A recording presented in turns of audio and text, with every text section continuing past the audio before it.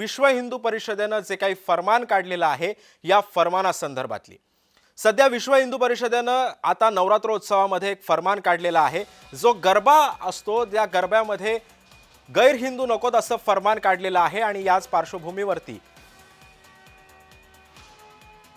विश्व हिंदू परिषदेच्या या फरमानामुळे आता हिंदू मुलींना फूस लावण्यासाठी मुसलमानांकडून गरब्याचा वापर केला जातो असा आरोप विश्व हिंदू परिषदेनं केलेला आहे। आणि यासोबत बोलण्यासाठी आपल्यासोबत असणार आहेत विश्व हिंदू परिषदेचे कुंदन पाटील सध्या आपल्यासोबत आहे। कुंदनजी, स्वागत आहे तुमचं जय महाराष्ट्रमध्ये।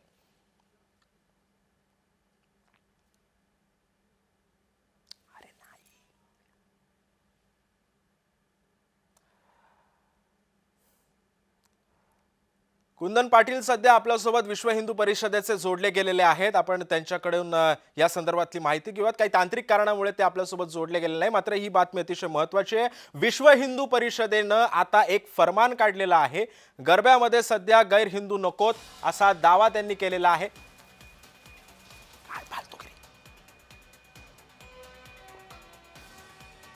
या गरब्यामध्ये गैर हिंदू नकोत असा जो फरमान आहे तो काढण्यात आलेला आहे।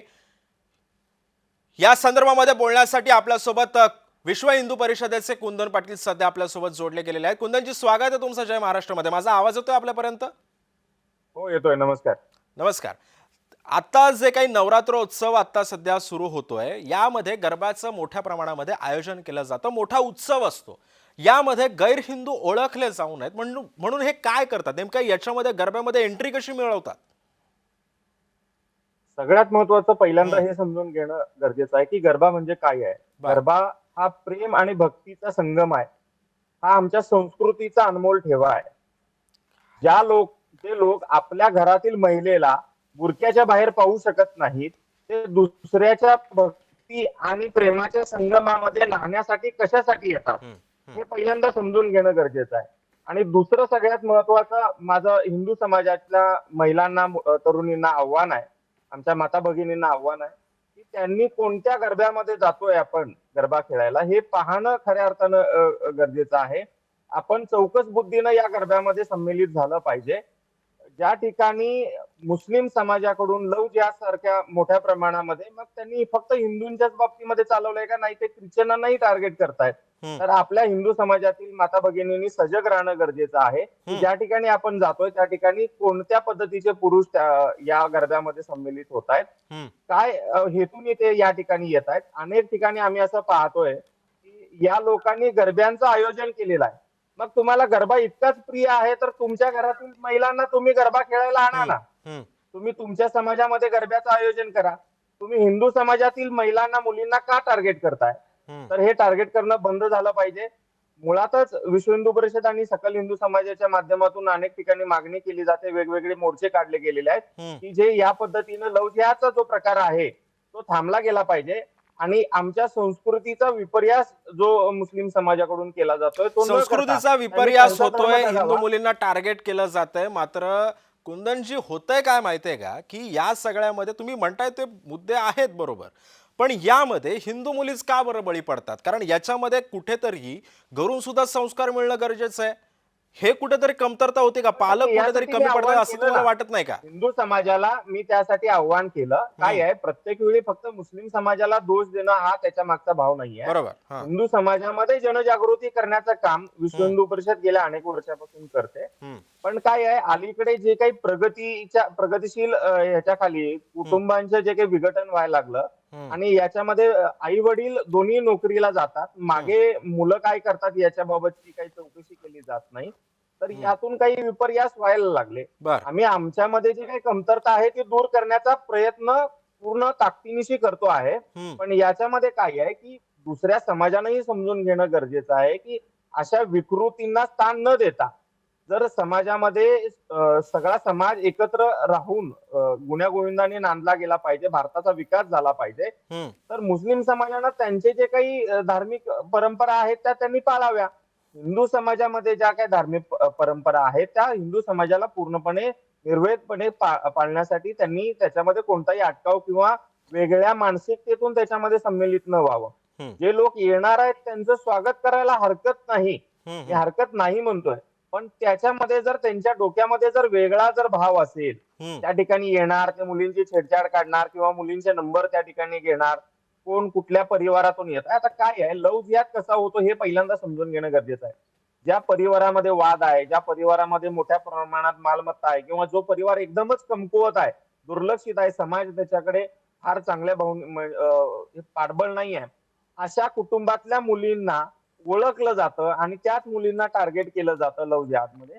असे अनेक प्रकार वारंवार घडतायत आणि त्याचे पुरावेही येत आहेत. पण शासन त्यासाठी जो योग्य पद्धतीचा कायदा करणं अपेक्षित आहे तो केला जात नाहीये. पण सगळ्यात महत्वाचं आहे की हिंदू समाजानं याच्यामध्ये जागृत होऊन या गोष्टीकडे डोळसपणे बघितलं गेलं पाहिजे. आणि आपण ज्या गरब्यामध्ये जातोय त्या ठिकाणी असे जर प्रकार होत असतील तर लगेच पोलिसांना त्याबाबतची तक्रार दिली पाहिजे.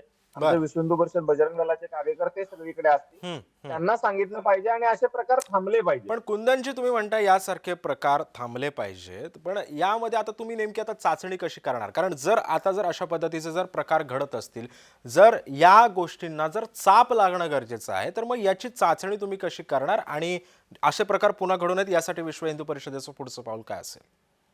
ज्या ज्या ठिकाणी गरब्यांचं आयोजन केलं जात आहे, हम्म.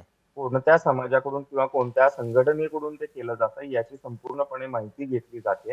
हम्म. त्या ठिकाणी ते कशा पद्धतीने स्क्रीनिंग करतायत, की येणारे लोक कोण आहेत, ते इन्व्हायटेड आहेत की जनरल पब्लिक आहे, मग त्याच्यामध्ये येणाऱ्या लोकांची नाव नोंदणी कशा पद्धतीने केली जाते आणि त्या ठिकाणी सुरक्षेच्या माध्यमातून त्यांनी मापदंड काय ठेवलेले आहेत, या संपूर्ण गोष्टीची माहिती विश्व हिंदू परिषद बजरंग दलाच्या माध्यमातून, दुर्गा वाहिनीच्या माध्यमातून घेते आहे. आणि ज्या ठिकाणी चुकीचे प्रकार दिसतील तर अशा गोष्टींवरती योग्य पद्धतीने कायदेशीर कारवाई पण केली जाईल. कुंदनजी तुम्हाला त्या असं नाही वाटत आयोजकांना की या योग्य सगळ्या प्रकरणावरून आधी हिंदूंचे सण येतात, गणेशोत्सव असतो, अनेक हिंदूंचे सण येतात, याच्यामधून एखाद्या विशिष्ट समाजाला टार्गेट करायचं, एखाद्या विशिष्ट समाजामधून किंवा दोन समाजांमध्ये तेढ निर्माण करायचा, असं कुठेतरी होतंय असं नाही वाटत तुम्हाला? एका गोष्टीमुळे एखाद्या विशिष्ट समाजालाच टार्गेट करून त्या समाजाची बदनामी केली जाते असं नाही वाटत? हे कोण करतंय हे तुम्ही समजून घ्या ना. आता सीमेवरती आपले जे काही जवान आहेत ते आपल्या देशाच्या सुरक्षेसाठी उभे आहेत हम्म. आणि पलीकडून जर गोळी मारली आणि त्याला प्रत्युत्तर दिलं तर आपण त्या देशावरती अतिक्रमण केलं असं होत नाही. हम्म. म्हणजे हे लोक आमच्या सणामध्ये येणार, आमच्या माता भगिनींची खेळ काढणार, लव्ह जिहाद सारखा जिहाद या ठिकाणी करणार, आमच्या सणांचं विद्रुपीकरण करण्याचा प्रयत्न या मानसिकतेतून काही लोक करणार आणि मग त्याच्यासाठी सुरक्षा म्हणून आम्ही काही जर पावलं उचलली तर आम्ही दोन समाजामध्ये तेढ निर्माण करतोय. ही जी काही भावना गेल्या अनेक वर्षापासून वेगवेगळ्या पद्धतीनं लोकांमध्ये रुजवली गेलेली आहे, मग त्याच्यामध्ये काही प्रमाणात आपल्यासारखी प्रसार माध्यमांमधनं ज्या चुकीच्या बातम्या दाखवल्या जातात सत्यता न पडताळता, तर त्याही बातम्या याला पूरक ठरतायत. डाव्या विचारसरणीच्या लोकांनी जे काही लेखन या बाबतीमध्ये केलं किंवा वर्तमानपत्रांमध्ये काही बातम्या या पद्धतीच्या दिल्या, या बातम्या किंवा अशा पद्धतीचं लेखन याला आतापर्यंत मोठ्या प्रमाणात पुढे आणत गेलं आणि मग आपल्याच लोकांमध्ये न्यूनगंड निर्माण केला गेला. यामुळे अशा गोष्टी वाटतायत. लव्ह जिहाद आहे का नाही याचं तुम्ही उत्तर द्या. हम्म. समाजामध्ये लव्ह जिहाद होतो आहे की नाही याचं तुम्ही मला उत्तर द्या ना. तुमच्याकडे चांगली रिसर्च टीम आहे, त्याच्या माध्यमातून तुम्ही संपूर्ण महाराष्ट्रातून रिसर्च केला असेल, तुम्हाला लव्ह जिहाद आहे की नाही याचं उत्तर तुम्ही सांगा. समाजाला त्या निमित्ताने कळू. नक्कीच या संदर्भामध्ये आता नेमकं काय समोर येतं आणि आगामी काळामध्ये नेमका हा विषय कुठल्या अँगलने जातो हे सुद्धा पाहणं महत्त्वाचं ठरणार आहे.